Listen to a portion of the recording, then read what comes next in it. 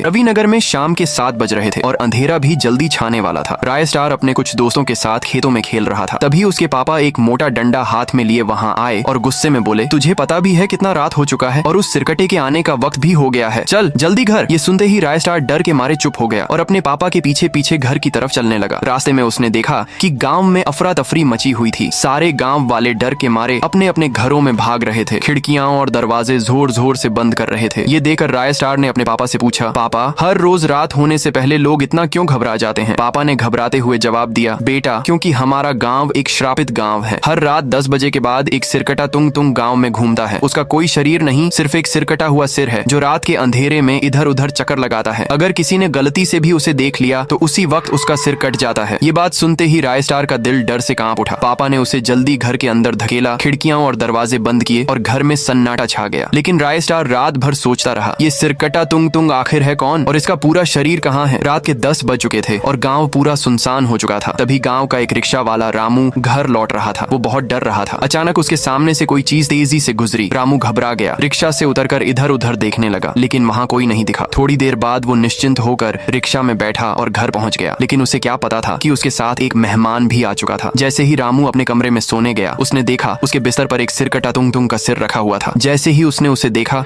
उसका सिर कट गया और वो वहीं मर गया। अगली सुबह जब राय स्टार उठा तो गांव में चारों तरफ सिरकटी लाशें पड़ी है। उस दिन के बाद से ये हर रोज होने लगा। गांव वाले इससे तंग आ चुके थे। आखिर में गांव वालों ने एक तांत्रिक रामदेव बाबा को बुलाया। बाबा आए, सबकी परेशानी सुनी और बोले, मैं इस श्राप का इलाज करूंगा। उन्होंने गांव वालों को एक काला कपड़ा दिया और कहा, रात को इससे अपनी आंखों पर बांध लेना, इससे तुंग तुंग तुम्हारा कुछ नहीं बिगाड़ पाएगा। गांव वालों ने बाबा का कहा माना और रात होते ही काला कपड़ा आंखों पर बांधने लगे। उस दिन के बाद गांव में शांति छा गई। लोग फिर से खिड़की दरवाजे खोलकर सोने लगे। सबको लगा कि खतरा टल गया। लेकिन 5 साल बाद फिर एक शाम गांव में खुशी का माहौल था। आज राय स्टार की शादी थी। गांव वाले उस सिरकटे तुंग तुंग को भूल चुके थे। सब नाच गाने में मस्त थे। धीरे धीरे अंधेरा छाया, रात हो गई, लेकिन पार्टी अभी भी चल रही थी। तभी अचानक आसमान में बादल गरजने लगे, जमीन हिलने लगी और गांव में वही सिरकटा तुंग तुंग का सिर प्रकट हुआ। जिन्होंने उसे देखा उनके सिर एक एक करके कटने लगे। गांव में अफरा तफरी मच गई, लोग मरने लगे। तभी वही तांत्रिक रामदेव बाबा गांव में आए। उन्होंने मंत्र जाप शुरू किया और धीरे धीरे तुंग तुंग शांत हुआ। बाबा ने उस सिरकटे सिर को एक छोटे से डब्बे में बंद कर दिया और उसे गांव से दूर ले गए। गांव में एक बार फिर खुशी की लहर दौड़ गई और लोग चैन से जीने लगे। लेकिन कहानी यहीं खत्म नहीं हुई। बाबा रामदेव उस डब्बे को दूर जंगल में ले जा रहे थे। रास्ता सुनसान था। अचानक उनके सामने एक और सिरकटा तुंग तुंग प्रकट हुआ और ये कोई और नहीं, उस सिरकटे तुंग तुंग का शरीर था। उसने बाबा रामदेव को मार दिया, डब्बा खोल दिया और सिरकटे सिर को आजाद कर दिया। अब दोनों सिर और शरीर मिलकर रविनगर को खत्म करने की साजिश रच रहे हैं।